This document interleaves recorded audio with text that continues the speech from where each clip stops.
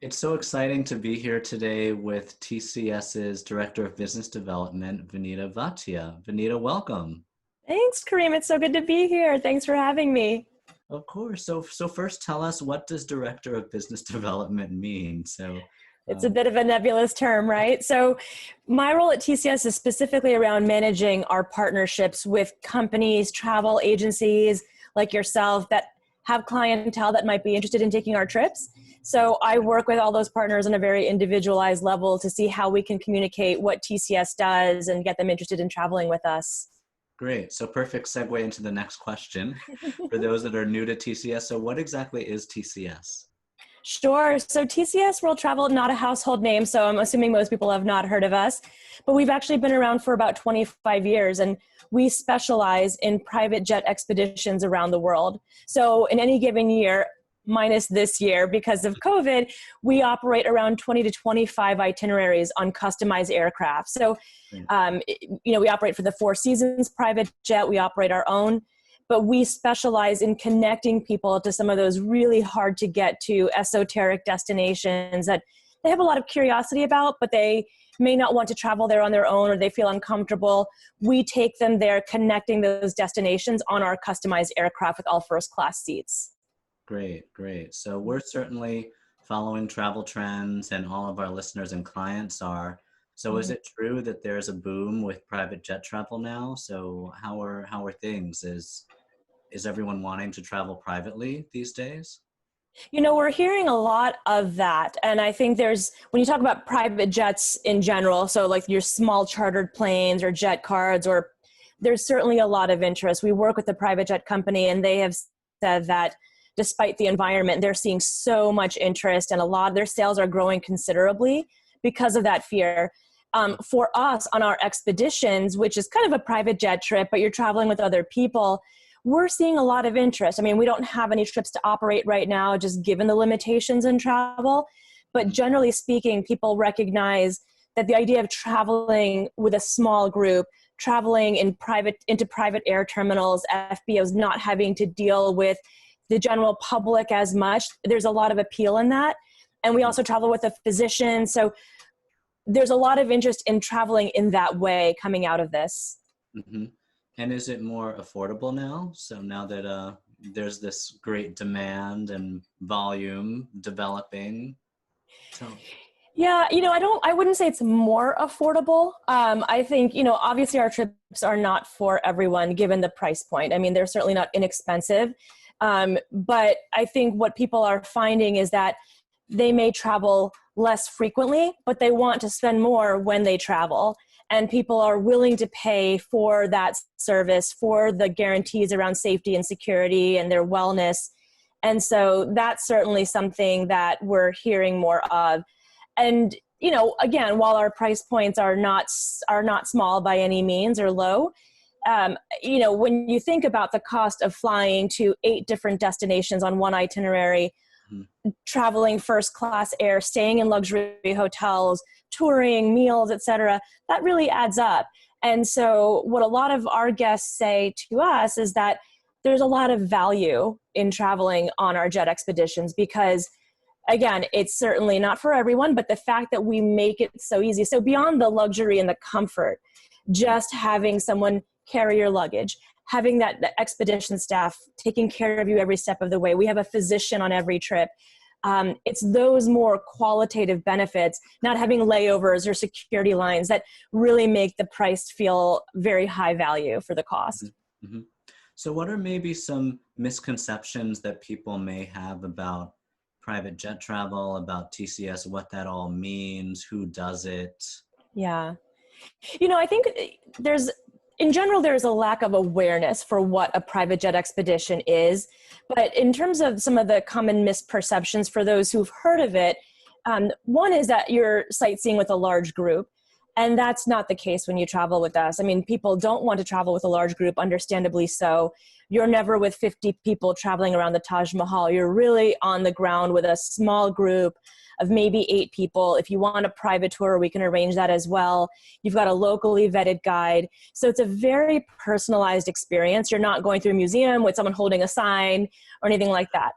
The second thing, specifically for private jet expeditions like ours, is that people ask a lot, well, is the jet lie flat or is it business class? Or we actually never have our guests sleep on the jet at night. We want our guests to be well rested. They're touring a lot during the day. They're doing a lot of sightseeing, and we want them to enjoy every moment of that. And so we always say, pick the expedition, not the jet. Every jet is comfortable. And it's really a non-issue. Mhm. And can you truly go anywhere on a private jet? So is the world our oyster, their oyster? You know, I hesitate to speak in such absolutes, but I will say, you know, there are a very few, you know, a handful of places that we won't go. Obviously, places like North Korea or, you know, Afghanistan. But that said, I think what I love about what we offer is that we do travel to those places that are so difficult to get to. Do you really want to spend 2 days getting to Madagascar? No. Do you really want to travel to a place like Turkmenistan on your own? Probably not. There's a lack of comfort. But what I think is that, you know, our jets specifically, the reason that we fly on those jets is because we can fly into those airports that are a little difficult to get to commercially. We also can fly there direct and nonstop. And our jets also have the range to fly 8 to 9 hours. So Great. There's really very few places that we don't go. Great. That's the diplomatic way of answering your question. Sure. No, great answer. Great answer. So you've already talked about the great value that private jet travel can be, and given a lot of really concrete examples. What else maybe? So are there other benefits that maybe are not so obvious that you can share with our listeners? You know, it's a great question, because what I always think about, you know, as a consumer, not a consumer that travels on our jet expeditions, but as a consumer myself, our brochures are so beautiful. The images are so compelling. It's so hard to bring the experience to life, though, in a meaningful way. And so I love talking about it, because I think sometimes, yes, the jet is luxurious, the hotels are beautiful, and it's such a great experience. But what you don't really capture in a brochure is the idea that you are traveling with a physician and a full expedition staff. Imagine literally not having to worry about anything, that someone is there to hold your hand, make sure you're getting through customs, make sure that, you know, your luggage is taken to your room and picked up from your room. And, oh, you don't want to do that tour anymore? We'll change it for you. Oh, you don't like your hotel room? We'll handle it for you. Even the small details, like we fill out everyone's landing forms for them. And it's such a small pain point, but think about that pain point of like having to fish for your passport before you land somewhere.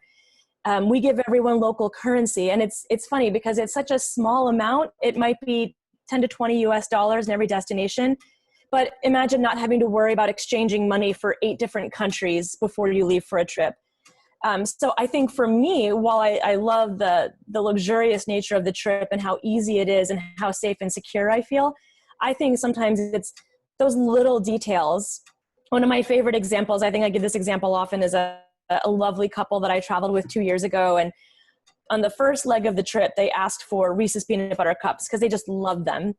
Every time they got back on the plane, there were Reese's peanut butter cups on their seat. And that is such an inexpensive thing to do, but it just showed the level of personal touch and detail that we put into every single guest that travels with us. That's great. Now I want a Reese's peanut butter. Hasn't. I want one served to me on my couch. I know. I'm like looking, like, where's my peanut butter? Yeah, I know. Exactly. So tell us, where are guests most excited about traveling to next when travel opens up again? And maybe, you know, same question for TCS. So what trips are you really excited about offering soon? You know, my personal philosophy is if I've never been there, I'm excited to go. But we did recently survey our past guests to ask them about some of their, you know, where do they want to go next and what are their interests, so we could really design our itineraries based around what we know people want. Next year, we have Australia, New Zealand, which is an itinerary that we've done many years over. You know, we do it around once a year. But New Zealand in particular is a destination people are very interested in, but that's just a really popular itinerary. It's got the wildlife, it's got the wine, it's got just a great mix of things. And so, and again, very difficult to get to. So to be able to do that very comprehensively in one trip is always something people are interested in. We also have 2 itineraries next year that I personally love because they are so esoteric. So Mm. one's called Legends and Empires, and one's called Treasures of Eurasia. So they go to places like Uzbekistan, Georgia, Kazakhstan. I've mentioned Turkmenistan Yeah. before, where I've been, and Mhm. it's all those places that you're like, would I really want to go there and plan an entire trip around it? Maybe not, but we connect them on the jet, and the culture and the history is so rich. It's the perfect reason in my mind why you take a private jet expedition. Sure, sure. So what's the most touching feedback you've ever received from a guest? It's difficult to narrow down. Yeah, having been on a couple of trips myself, I always feel so rewarded when I see our guests experience something for the first time. It's like Christmas morning, when they're having a private candlelit dinner with a dance performance at Angkor Wat. I mean, you Mm, see them, and I get goosebumps thinking about it because they just get so delighted. yeah. Um, I think I heard a guest. She was one of those examples. She's traveled with us 7 times with her daughter. And Wow. we asked her, what's your favorite part of traveling with us? And you would think she would say the jet or the hotels. She said, I love that you gave me local currency. And the reason I love that is because it's such a small amount of money, but it's it's her recognizing that we've thought of such a small pain point and we've eliminated it.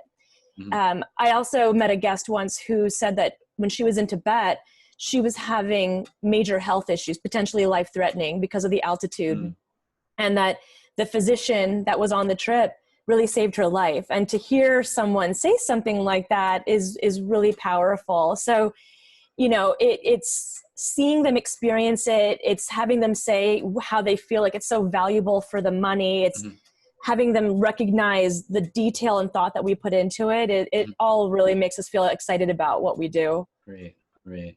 Well, Benita, Mhm. it's been so great speaking with you. I really appreciate you Likewise. taking the time. And Likewise. and I'm sure all of our listeners have been paying great attention to every single word.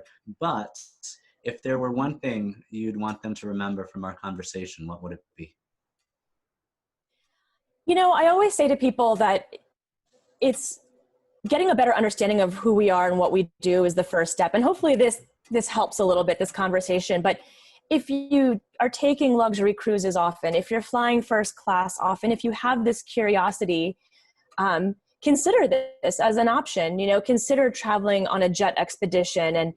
And it's a great way to see a lot of places that are difficult to get to in a very efficient way. And we promise you will not be disappointed. It's a really lovely experience, and it will ruin you for other types of travel. Great. Well, thank you so much once again, Vinita Bhatia, the Director of Business Development with TCS World Travel. Stay healthy, stay safe, and You as well. hope to see you again soon. Likewise. Thank you so much for having me, Kareem. Talk to you soon. Bye bye.